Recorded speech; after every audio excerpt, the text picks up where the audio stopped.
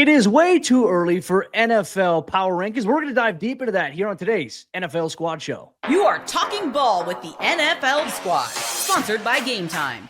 From the Chiefs to the Bills, Falcons to the 49ers, and everyone else around the NFL, it's the local experts of the Locked On Podcast Network bringing you scoops, breakdowns, and the most comprehensive preview of the upcoming weekend for hard-hitting football with our harder-hitting takes. Buckle up, it's the NFL Squad, and we have a seat for you. No hurt feelings allowed. Squad up, you're part of the NFL Squad. What's happening, everyone? Welcome into another NFL Squad Show here on the Locked On Podcast Network, where you know it is your team every day for all your NFL news, content coverage, and more. We got you covered here with a great panel of NFL experts who always have the biggest stories going on every single day. So special thank you to all the everydayers out there. If you listen to every single NFL show, we appreciate you. I'm Cody Rourke, host of Locked On Broncos, joined today by Landon McCool, host of Locked On Cowboys, Ross Jackson of Locked On Saints, Kevin Ostreicher of Locked On Ravens, and Spencer German of Locked On Browns. We got pretty good representation for the AFC and the NFC here today as we dive deep into our NFL way too early Power Rankings. Today's show is brought to you by our friends over there at the Gametime app. Download the Gametime app, create an account, and use code LOCKEDONNFL for $20 off your first purchase.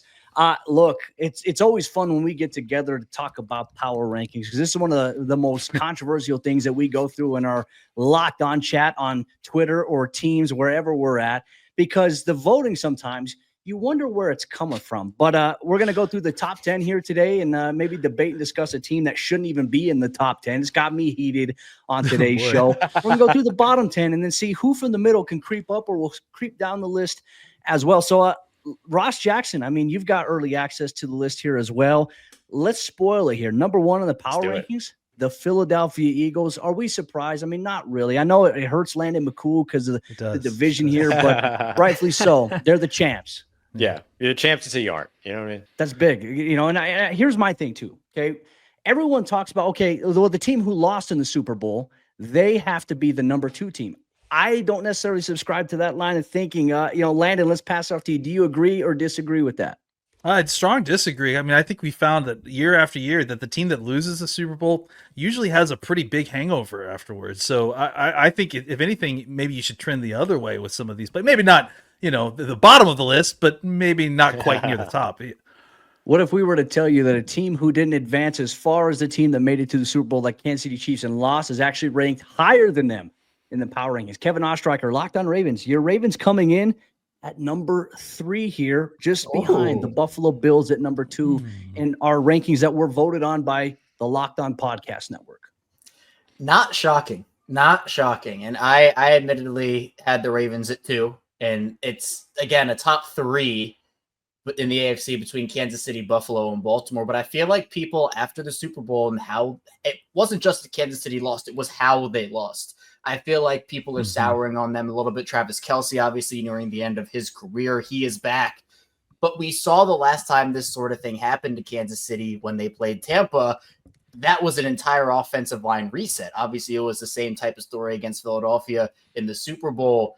But I think when you talk about Baltimore and Buffalo ahead of Kansas City, I know that if Joe was here, he could have talked about it with me. And I'm curious to hear what his thoughts are on it too, because I think we're pretty much on the same wavelength. But Joe and I think, both respect Kansas City to the point where, like, they're the team to beat in the AFC. No Super Bowl loss is going to change my mind on that personally. And it's just going to be a matter of, can Baltimore finally get over that hump? And I think that from a roster perspective, I think Baltimore's roster is better than Kansas City, and I think Buffalo's is as well. But there's always that factor of Mahomes and Kelce and Reed. They've been there. They've done that. They've been able to show up in those big moments, something that covering the Ravens, Baltimore, unfortunately, has not been able to do and get over that hump. It seems like the book is out right now on them, which is they're a great regular season team. But once the postseason hits, in some way, shape, or form, whether it's John Harbaugh, Lamar Jackson, Mark Andrews, whoever, some way, shape, or form, they just can't live up to the billing. So on paper, I agree. I think Buffalo and Baltimore are better than Kansas City. But I think there are other factors in there as well that you have to give Kansas City credit for.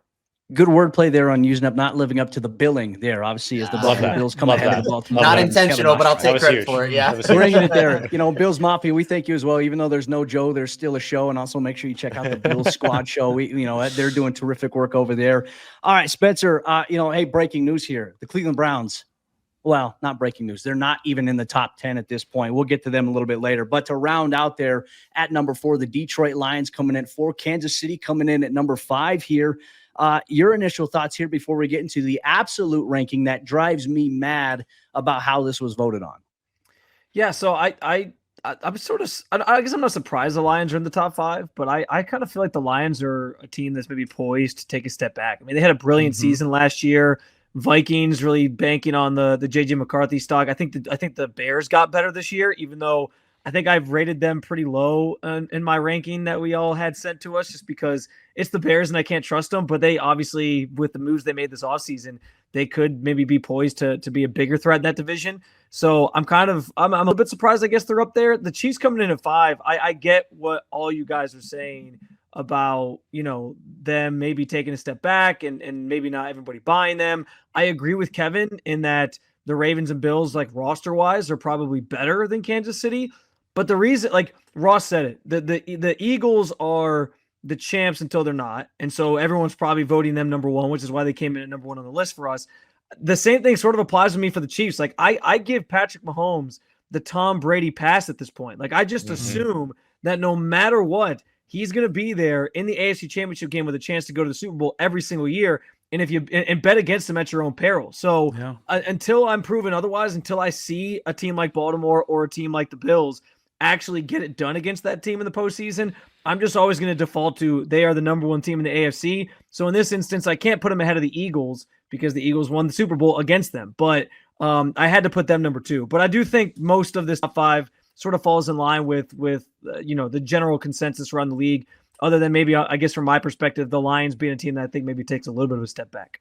As a Broncos representative, as much as I hate to agree with you there, I mean, you're right. I mean, it is kind of like that. Every year, Tom Brady and the Patriots would be counted out. Everyone's writing them off, and then here they come. And it's like, all right, have we learned our lesson yet? Well, Kansas City, the amount of straight appearances that they've had in the AFC Championship game, I think gives credence to the fact that, hey, you still can't write them off, which is going to make our AFC West squad show, once the season gets a little closer, a little interesting there as we talk about that. But here's the pick that drives me absolutely mad. Coming in at number 6 here, the San Francisco 49ers. What gives them this rating? I mean, they pretty much have had to ship off Deebo Samuel. They got rid of pretty much everybody because they had to. You have a looming extension here with Brock Purdy, is he the quarterback of the future? Like, this to me was the one ranking that I was like, San Francisco doesn't even belong in the top 10 of these power rankings. It goes San Francisco at 6, Cincinnati at 7, which I don't agree with either. Also the drives Chargers me crazy. at 8, which I don't agree with that. The Rams at 9, you can debate that. And then Tampa Bay at number 10 to round out the top 10. Ross Jackson, anything that stands out to you with, picks 6 through 10 here? Yeah, I think it's 6 and 7. Like San Francisco is set to take a step back. They might even end up shipping off, Brandon Ayuk if they get the chance and everything. But if not, we get to watch, Chris Carter on Pittsburgh, on Twitter all the time, host of Locked On Steelers, kind of ramp that up. But I don't see San Francisco in this category any longer. I don't see Cincinnati in this category either. I get that Joe Burrow is the quarterback. And look, I'm a lifelong Louisiana guy, right? Born and raised in Louisiana. I got a lot of love for Joe Burrow. It's what's around him, or the lack thereof of what's around him, particularly over on the defensive side, that kind of drives me a little nuts to see them ranked at number 7. I don't think they deserve to be here. So for me, those are the 2 standouts, because I don't think that either of those teams, San Francisco or Cincy, will be in this conversation come this time, or rather come, let's say, like December or January of next year. There's no shot. All right, Landon McCool, I mean, from 6 through 10, any objections, any disputes that you have here? Well, yeah, I mean, I got a lot of general objections, and I kind of just feel like this is not a great group, considering that they're ranked 6 through 10. It just felt like when we were getting to this point, I was sitting there going, man, I don't really love any of these teams, to really feel confident about putting them in here. It feels, obviously the Bengals have a lot of work still to do on the defensive side of the ball. I understand that, obviously Burrow and the offensive weapons, and that's going to carry them far. But if we're still talking about a top 10 team, I've got major questions about what's going on the other side of the ball. San Francisco, I mean, they've lost, a portion of their talent. Frankly, they had lost a lot of the portion of their talent the previous season. I like some of the things they did in the offseason, but I don't feel like much of what they did in the draft is going to move the needle. And frankly, the middle part of their draft was kind of a big head scratcher for me. I really don't know what they were doing. So they're I think John Lynch in general just sort of gets a pass for a lot of things that they do, when sometimes, it's a 50-50 split between genius and just absolutely mind boggling. But yeah, I mean, I think my main takeaway is really just the lack of certainty I feel about any of those teams versus where I feel like I normally would be with the teams in the top 10 at this point. Where are the All right, Commanders? we'll round things up and go rapid fire with Spencer and German. Spencer and Kevin here. Spencer and German. There we go. My bad, Kevin. There we go. We're a little flustered here. Go out here. We talked about San Francisco at 6 here, but there are a couple AFC teams as well. Like I said, they got it goes Cincinnati at 7, the Chargers at 8. What do you think about that? Because I don't agree with those placements either. I think, if anything, Houston, the team to beat them in the playoffs, should be ahead of the Chargers here. But that's just my thoughts. Nah, I think Houston took a big step back. I agree. Yeah, like they made some perplexing trades this offseason. Obviously, getting rid of Laramie Tunsil in a year where Joe Burrow. Or sorry, not Joe Burrow. I'm thinking of a different Ohio State quarterback. CJ Stroud sort of took a step back. LSU quarterback, thank you very much. Well, that's true. That's true. Ohio State still tries to claim him, though, even though he never played a snap, or not a meaningful snap anyway. We're all wrong but sometimes. CJ Stroud took a step back, and then I think they made the offensive line kind of around him worse. Obviously, like Stephon Diggs is gone from there. He was a key weapon for them until he got hurt. I don't know when Tank Dell is going to be back for them. So there's like a lot of probably not this year. Yeah, there's a lot of kind of mystery there, I guess, for Houston. I'm still threw it out there, but I'm surprised that there's no love for the Commanders in this top 10. Completely agree. I know. I know, Landon, you were saying before we started here that you think they're a team that's probably maybe poised to take a step back. I think they made some really good moves this offseason, though, like smart moves. They invested in the offensive line, both in trade for Tunsil and in the NFL draft. I know they got somebody. So I don't know. I'm kind of surprised that they might take a step back, but to not even have them in the top 10, I kind of found surprising. Well, folks, we're going to get to the bottom 10 here coming up on today's NFL Squad Show. Ross Jackson's got some good representation. Is he excited about where the New Orleans Saints are at in our way too early power rankings? We'll break that down and much more here on today's NFL Squad.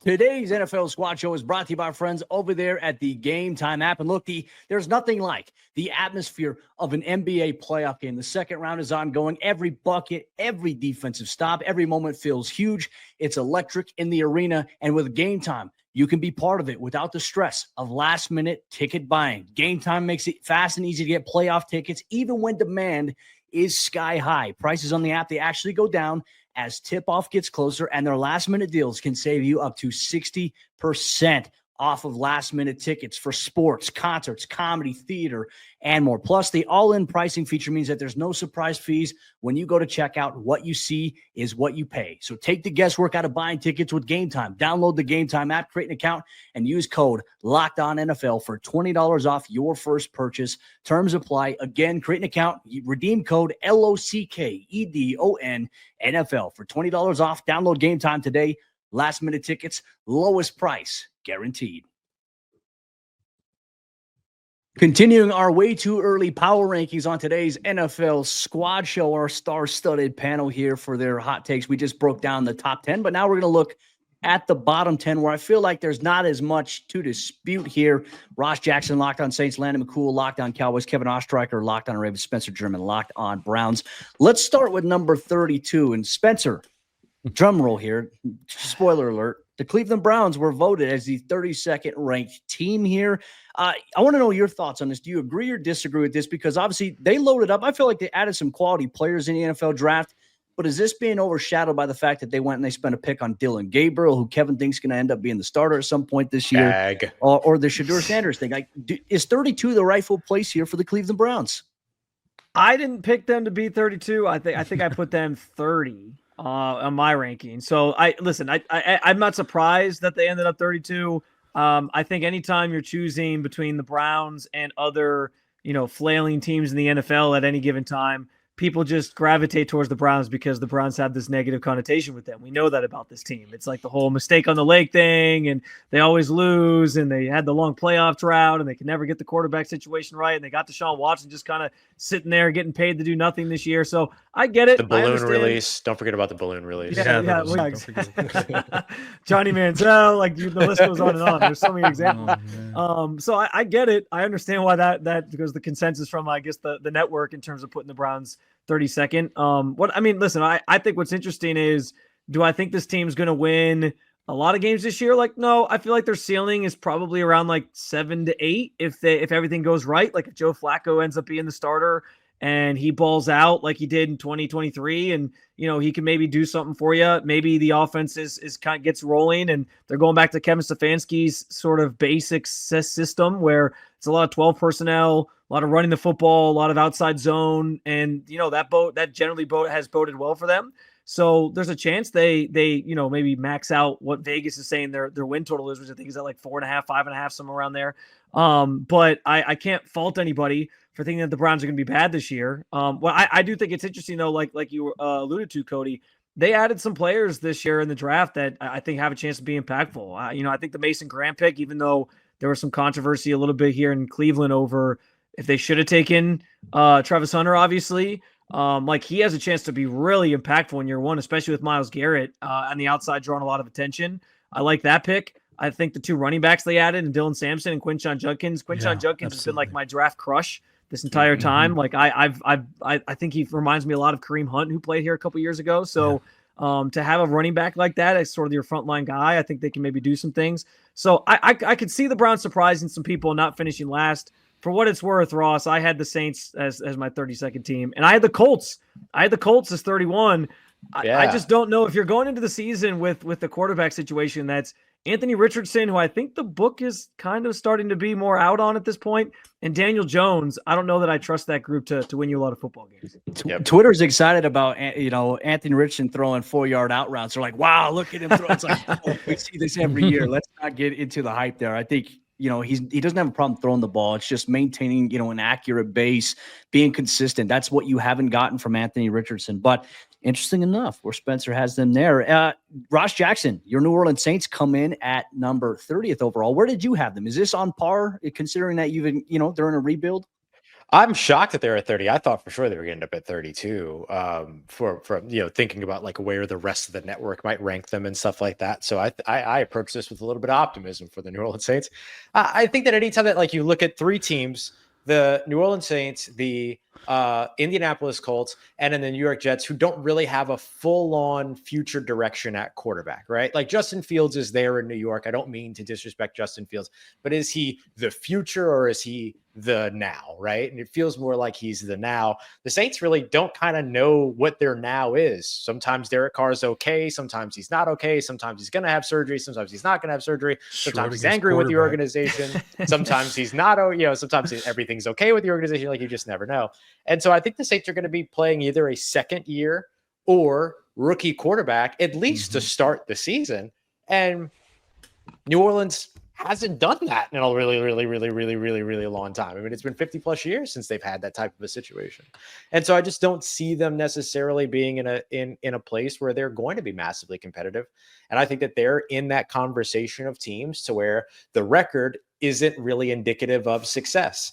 And anytime that you're in a conversation to where you say that the record is not indicative of success, you're probably a bottom team. And that's okay. Like that Saints need to live here for a little while and finally take on that rebuild that they've really needed to be on since Drew Brees retired years ago. And certainly since Sean Payton left 1 year after that. And so I'm not super surprised to see them this low. I'm shocked that the network doesn't have them ranked lower. This is kind of where I had them. They're ranked at number 30 with the New York Jets at 31.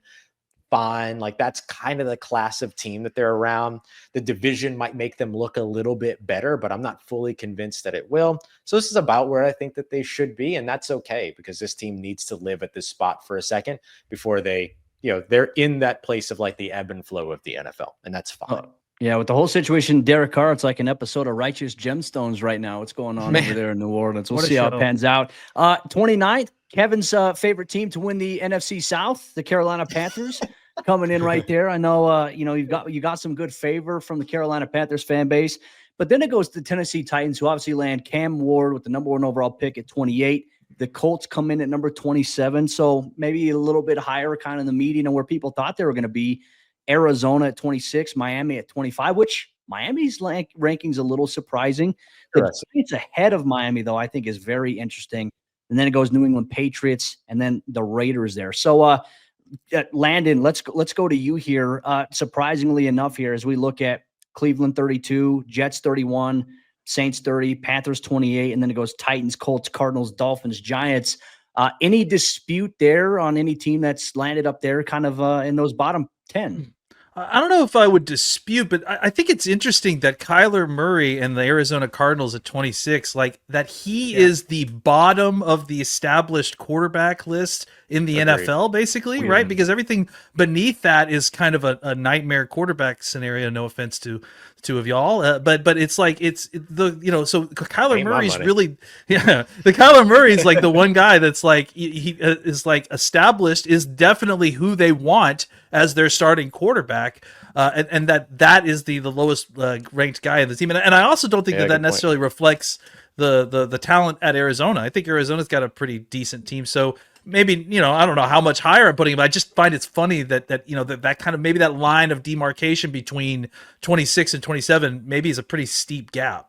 Mm-hmm. I had the Cardinals in my own ranking. I had them around 19, 20, something along those lines there. I think I had them like 16, 17, somewhere around there. Yeah, I was like 21. It gets hard when you're filling out the rankings. You're like, wait a minute, who did I put here at this spot? It plays mind games. You got to go back and move everybody down. I've had to do that. I've had to do that for sure. Well, I think one of the things we are going to debate and discuss here in today's NFL Squad Show, we've analyzed the top 10, we've analyzed the bottom 10, but which teams that are in the middle of the pack here have a chance to jump up into the top 10 or fall into the bottom 10. We'll debate and discuss here on today's NFL Squad Show, part of the Locked On Podcast Network, your team every day.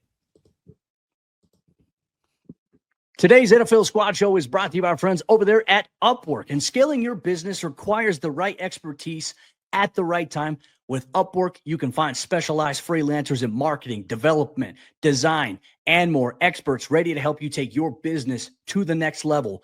Upwork gives businesses flexibility by connecting them with top freelance talent across multiple industries, including IT, AI, web development, and marketing.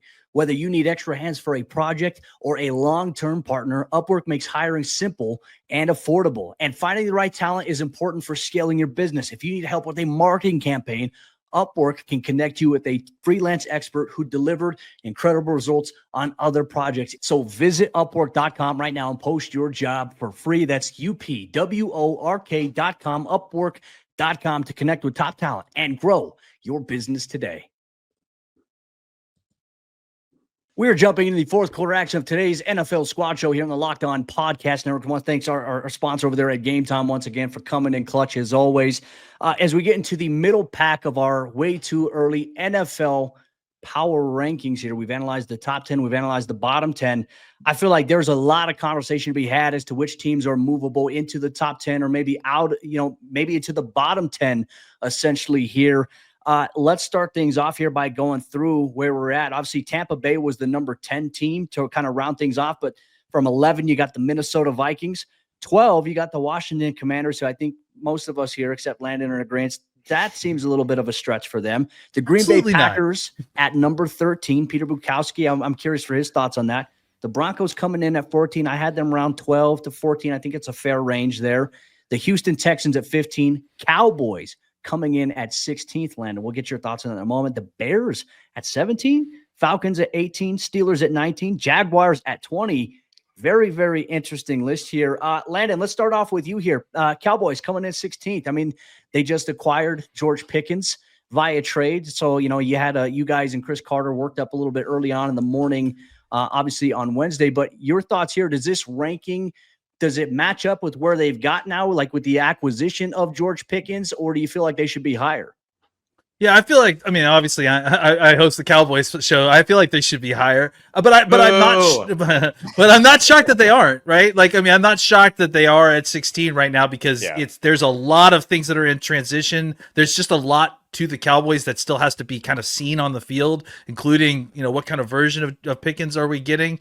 But I mean, I think just if you look at the roster, I mean, the Cowboys have been getting killed for the last few weeks for not having a wide receiver too. I mean, they've got too deep a pass rusher. They got a franchise quarterback. They got a top 5 wide receiver.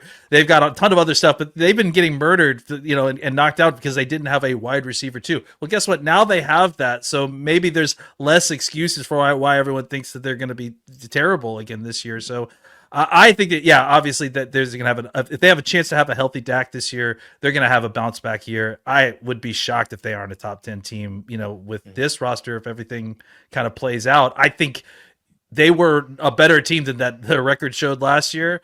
And then obviously when things kind of snowballed, it all went downhill for them for sure. I'll be honest, Landon. Like the Chicago Bears, the Cowboys are just a team I just don't trust. That's why I ranked them a little bit lower, because every time I think like, oh, the Cowboys have a shot this year, they're going to come for that division. It just seems like they always stub their toes somewhere along the way, whether it's in the playoffs or whether we've won the division a couple times. I think there's a difference between like not trusting them to win the Super Bowl, which, geez, buddy, I get in line. I'm with you there. And I mean, the Cowboys have consistently, they won like 36 games in 3 seasons or something. So it's winning games has never been a problem with the Cowboys. It's winning playoff games. That's probably, I mean, to be fair, that's probably where my mind was like, do I really think this team has a shot to win the Super Bowl? Up there with, if I'm doing a ranking and I'm talking about like Baltimore and the Bills and the Chiefs, do I really think they're in that stratosphere of teams? Like, do I think they're actually going to win the Super Bowl? No. So that's why I think that way. That's what's interesting, right? Is that we just talked about, or at least I talked about, I think 7 through 10 on our list, all of those teams aren't any good. So there's no reason why the Cowboys couldn't get into that group. 6 through 10. Yeah, absolutely. So there's no reason the Cowboys couldn't get into that list. I mean, honestly, so we'll see. Yeah. All right. So let's talk about that. Schottenheimer, new coach. Yeah. I mean, he's been on the staff, but new head coach, first-time head coach. Like I feel better right now about the Dallas Cowboys in 2026 than I do about them in 2025. You know what I mean? But that's because I haven't seen what. It's so much unknown. As a coach, you know what I mean? Of course. I like that. Well, hey, let's debate and discuss this real quick, because we already know 6 through 10 here. To recap it: San Francisco, Cincinnati, Los Angeles Chargers, Los Angeles Rams, Tampa Bay Buccaneers. I feel like Tampa can stay in the top 10. I feel like that's probably the one out of that group I'm not disputing. I would dispute that. I think that we're not discounting enough these teams that have lost their superstar OCs and DCs, right? And I throw the Lions in there as well. Like, not that I would knock them out of the top 10, but I think the ranking, just putting them in at top 3 because of what they did last year after losing both their offensive coordinator and defensive coordinator, and then Tampa losing Liam Cohen cannot be discounted enough. Like, that's a major loss for that team. And I feel like they scrambled to it showed you like how much that they felt like they lost it. So I'm a little bit tenuous about keeping them in the top 10. I feel like we could take San Francisco, Cincinnati, the Chargers, and the Rams out. 4 of those teams, I feel like you could put Washington into the top 10. Absolutely. I think you could and you should. The Minnesota Vikings, questions about, hey, we don't know what we're going to see yet with J.J. McCarthy, so that one's kind of Or Aaron Rodgers. Green Bay Packers. I feel like could do it, depending on the health and status of Jordan Love. I think the Broncos are a team that could also move into the top 10 at some point. I wouldn't do it right now, but I think with the moves that they made to make an already good defense even better, and now you've added more pieces around Bo Nix, I think the Broncos could be a sneaky team to make it in the top 10. But Kevin, I mean, your thoughts on who should be in the top 10 at this point from the middle of the pack group that features Minnesota, Washington, Green Bay, Denver, Houston, Dallas, and Chicago? Yeah, I mean, Washington is the obvious choice here, but to me, I'm going to go with Minnesota, and I might be more of a JJ McCarthy believer than some others, but I think it all depends on how you feel about JJ McCarthy, because I think the pieces around him, and this is what Minnesota should have done first of all, and this is what all teams should do with quarterbacks on rookie contracts: get the pieces around him, go spend, and that's what Minnesota did, both to protect JJ McCarthy on the offensive line, and on top of it, they beefed up their defensive line. I love the Donovan Jackson pick for them. I think them beefing up the trenches was huge. And on top of that, you already have Justin Jefferson and Jordan Addison. Aaron Jones is your running back. You have TJ Hawkinson at the tight end position, and that defense has some playmakers on it as well, outside of who they've already added. So I think that if McCarthy can turn into, and I'm not saying he has to be Patrick Mahomes or Joe Burrow or Lamar Jackson or Josh Allen or anything, but if he can just be a serviceable quarterback in his CJ first Stroud, year, man. exactly. That's all he's got to be. If Brock Purdy can go and do it with the roster that he had, I think that JJ McCarthy can do it with the roster that he has. So I think Minnesota is a team that could surprise people this year. I think he's got a great system. I think he's got great playmakers around him. And I feel like there's going to be a concerted effort to take all the pressure off of his shoulders because of that. And look, and like I said, they're also reinvested in trying to beef up that offensive line as well and get continuity there. That's going to be huge. And he's got Kevin O'Connell calling his plays. Yeah. Well, that's the X factor. I think is you trust O'Connell to tap into whatever quarterbacks there. I mean, look what he just did with Sam Darnold. Sam Darnold gets paid this offseason because of the success he had with O'Connell. I think though, I think my biggest hesitation with the Vikings and the quarterback situation as it relates to JJ McCarthy is like he's not going to have this is basically his rookie season, and he's not going to have like a normal rookie experience. He's basically learning on the fly while also trying to come back from a torn ACL. Like that's not necessarily easy to do. Like I just watched Nick Chubb try to, and again, like this is the second time he had a serious knee injury to his knee, but like I just watched him struggle to kind of come back and be a similar player for several weeks. And the talk was, hey, if they re-sign this offseason here in Cleveland, like maybe a year after, or like a whole another year of just being able to train, not having to recover, but just being able to train for a season. Another year removed from the injury, he'll look a little bit better. So I don't know that like JJ's going to be able to like I'm not saying he can't, but I think I have questions about his ability to both recover from that injury and be able to play at a high level and be essentially learning the game at the NFL level at the same time. That division too is tough, man. It is. Yeah. That might be the toughest division in football. Granted, we'll see based on the changes that happened with the coordinators in Detroit. Obviously, that's going to, I think, be something to watch here. Spencer, I'm gonna put you on a little bit of an opportunity to irritate a fan base in your division here. The Pittsburgh Steelers coming in at 19th.